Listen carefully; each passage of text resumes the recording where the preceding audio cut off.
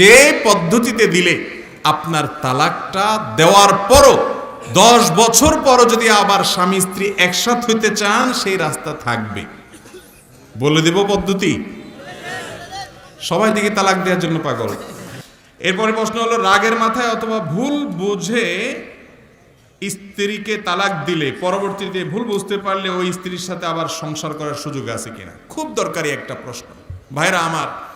আমি সব সময় সব জায়গাতে বলার চেষ্টা করি, যারা বিয়ে করেছেন, যারা বিয়ে করবেন, একটা নসিহত খুব কান খাড়া করে শুনে রাখেন। সেটা হলো, স্বামী স্ত্রী যত মনোমালিন্য হোক, যত গন্ডগোল ফাসাদ লাগুক, যত ইউক্রেন রাশিয়ার চাইতে মারাত্মক যুদ্ধ লাগুক, সব করেন, আল্লাহর ওয়াস্তে তালাক শব্দটা উচ্চারণ করবেন না। আমি কি বুঝাইতে পারছি? ওলামা ইকরাম এখানে আছেন। সালাসুন জিদ্দুহুন্না জিদ্দুন ওয়া হাজলুহুন্না জিদ্দুন। তিনটা বিষয় এমন আছে, দুষ্টমি করে করে, হাসতে হাসতে, রসিকতা করতে করতে আপনি বলবেন রাগের চোটে করে ফেলছি, এটাতেও তালাক হয়ে যাবে। এই তিন জিনিসের একটা হলো তালাক। খুব ভয়াবহ একটা বিষয়। আমি প্রায় বলি, ভাই বউয়ের সাথে খুব রাগারাগি হয়েছে, মেজাজ খুব গরম হয়ে গেছে, বউ বেশি উল্টাপাল্টা করে ফেলছে, সীমা লঙ্ঘন করে ফেলছে, সহ্য করতে পারতেছেন না, এটা ধাক্কা দিয়ে দেন, একটা চিমটি দিয়ে দেন, একটা শক্ত কথা বলে দেন। খবরদার তালাক শব্দটা এভাবে বলবেন না। কারণ তালাক যদি আপনি মুখ দিয়ে উচ্চারণ করে বলে ফেলেন যে তোমাকে তালাক দিলাম, এরকম যদি বলে ফেলেন তাহলে তালাক হয়ে যাবে। সারা দুনিয়ার আলেমরা সব একসাথ হয়েও ওই তালাক ঠেকাইতে পারবে না। অনেক এলাকায় আছে, তালাক দেওয়ার পরে হুজুর ডেকে আনে, বলে হুজুর একটু তওবা পড়ায় দেন। তো হুজুরে আবার তওবা পড়ায় দেয় যে আস্তাগফিরুল্লাহ ওয়া আতুবু ইলাইহি, ঠিক আছে তওবা তওবা, হুজুর একটু খাওয়ায় টাওয়ায় দেয়, আবার একসাথে থাকে। যদি হারাম শরীফের ইমাম সাহেবরাও ধরে নিয়ে আসেন, মসজিদে নববীর ইমাম সাহেবরাও ধরে নিয়ে আসেন, বাইতুল মুকাররমের খতিব সাহেবরাও ধরে নিয়ে আসেন, সব হুজুররা একসাথে হইয়া আপনি তালাক দিয়া দিছেন, যদি আপনারে তওবা পড়ায় আবার জোড়ায় দিতে চায়, যদি শরীয়তে জোড়ানোর ব্যবস্থা না থাকে তো সব হুজুর মিলেও জোড়াইতে পারবে। এরকম কোনো সিস্টেম নাই ভাই। হ্যাঁ, যদি তালাক সিস্টেম মতো দেন তাহলে ফেরত নেওয়ার সুযোগ থাকবে। সুন্নাহ সম্মত তালাক যদি দেন, সেটা কি? সেটা হলো, ভাই কোনো কারণে বনিবনা হচ্ছে না, কোনো কারণে হচ্ছে না, কোনোভাবেই হচ্ছে না। আল্লাহ তাআলা কোরআনে কারিমে 3টা ধাপ বলেছেন। নাম্বার 1, প্রথমে নসিহত করবেন, উপদেশ দিবেন, বুঝাবেন। এতে হয় না, রাগ করে বিছানা পৃথক করেন, অভিমান করেন, বাসা ছেড়ে চলে যান, একটু অভিমান করে দূরে থাকেন, দেখেন সংশোধন হয় কিনা, তাতেও হচ্ছে না। ফাবাহাদু হাকামান মিন আহলি ওয়া হাকামান মিন আহলিহা, দুই পরিবারের দুইজনকে বা একাধিক ব্যক্তিকে সালিস এনে তাদেরকে দিয়ে বসে বৈঠক করে ঠিকঠাক করার চেষ্টা করেন, দেখেন ঠিক হয় কিনা, তাতেও হচ্ছে না। এবার আপনি ভয় পাচ্ছেন না, এর সাথে ঘর করলে তো আমি কখন খুন করে বসি, কখন গালি দিয়ে বসি, আমার চরিত্র নষ্ট হয়, মুখ নষ্ট হয়, গুনাহ হয়ে যায়, চলবে না একসাথে কোনোভাবে। তাহলে এবার আপনার কাজ হলো একজন দক্ষ বিদগ্ধ মুফতি, আলেম, ফতোয়া বোর্ডে ভালো কোনো ব্যক্তির কাছে যান, যে বলেন হুজুর সমস্যা তো এই, আমি এখন তার ওনার সাথে ঘর করতে পারবো না, আমি ডিসিশন নিছি আমরা আলাদা হয়ে যাব। তাহলে কিভাবে হবো, পদ্ধতিটা আপনি বলেন, হুজুর আপনাকে শিখাই দিবে এমন পদ্ধতি, যে পদ্ধতিতে দিলে আপনার তালাকটা দেওয়ার পরও 10 বছর পরও যদি আবার স্বামী স্ত্রী একসাথ হইতে চান সেই রাস্তা থাকবে। বলে দেব পদ্ধতি। সবাই দিকে তালাক দেওয়ার জন্য পাগল। পদ্ধতিটা হলো, 1 তালাক দিবেন। কয় তালাক দিবেন? তাও আবার মুখ দিয়ে আসলে দিয়ে দিবেন, এত সহজ না, তালাকের টাইম আছে। টাইম বলবো? হ্যাঁ বলেন, সবাই রাজি। টাইম হলো যেই পবিত্রতার পিরিয়ডে স্বামী স্ত্রীর শারীরিক সম্পর্ক হয়েছে, ওই পিরিয়ডে তালাক দেওয়া যাবে না।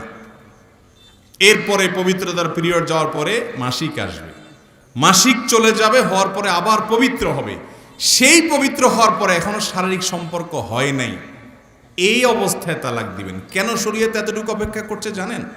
এর কারণ হলো, শরীয়ত নিশ্চিত করতে চায় যে এই তালাকটা সুবিবেচনা প্রসূত। আপনি খুব চিন্তা ভাবনা করে ভেবে চিন্তে তারপরে সিদ্ধান্তে এসেছেন, যেমনে সেমনে সিদ্ধান্ত নেন নাই।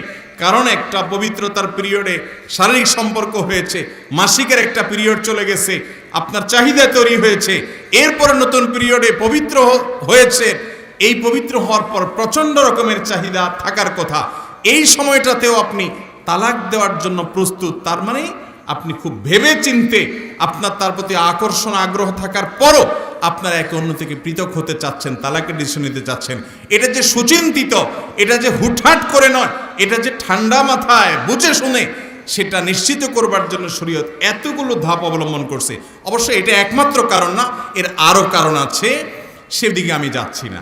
কেন এতটুকু অপেক্ষা করতে বলছে, এটা একটি কারণ বললাম শুধু।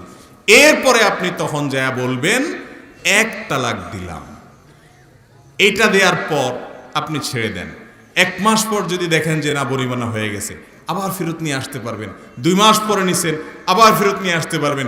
3 মাস হয়ে গেছে, শেষ সম্পর্ক। চাইলে এবার ওই মহিলা আরেক জায়গায় বিয়ে বসতে পারে, আপনি আরেক মহিলাকে বিয়ে করতে পারেন।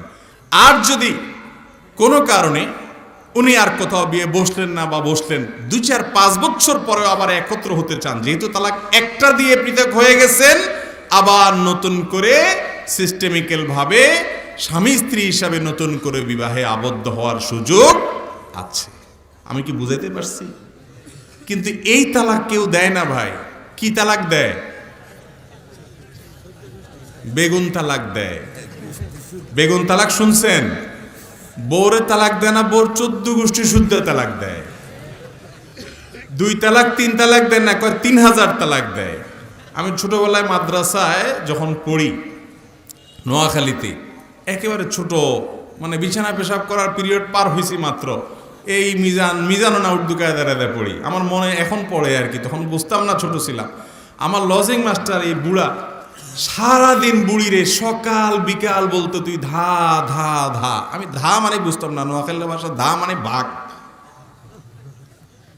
তালাকে কেনায়া, অনেক সময় তালাকে সরি, এরকম সে দিত অহরহ, আবার তার সাথে ঘর করত। ভাইরা আমার, জেনা হবে। তালাক দেওয়ার পরও যদি সম্পর্ক করেন, সেটা কি হবে? জেনা হবে। এই জন্য তালাক দেওয়ার পর যদি স্বামী স্ত্রী দুজন আবার মিলেমিশে থাকতে চান, তাহলে যেভাবে বললাম সেভাবে দিবেন, 1 তালাকের বেশি না। এবং সেটা পরামর্শ করে মুরব্বীদের সাথে, বিচক্ষণ লোকদের সাথে। খবরদার, আবারও বলছি, রাগ হয়ে 2টা ধাক্কা দিয়ে দেন। অন্যায় হয়ে গেলে আপনার বিচার হবে, জোরে ধাক্কা দিচ্ছেন। কিন্তু তালাক দিয়ে দিচ্ছেন, বিচার করে কিছু হবে। অনেকে এসে কান্দে, হুজুর এখন একটা রাস্তা দেখান। প্রায় সময় আমাদের মসজিদে আসে, তালাকের ফতোয়া শোনার পর আমার নিজেরই খারাপ লাগে। 2-3টা বাচ্চা আছে, হাফেজ ছাত্র আছে, ছেলে আছে, দেখা যাচ্ছে স্বামী স্ত্রীর মধ্যে তালাক হয়ে বসে আছে। 3টা তালাক হয়ে গেছে, জীবনে বারবার একই কাহিনী করছে, বারবার করছে।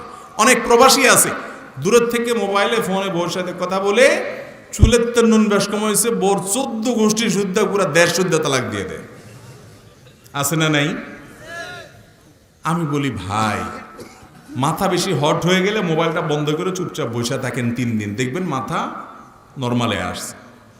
অনেকে আছে বউয়ের সাথে রাগারাগে যখন হয়, তখন মোবাইলে আরো টাকা লোড করে এবার আবার কল দেয়, মানে ঝগড়াটা কন্টিনিউ করার জন্য।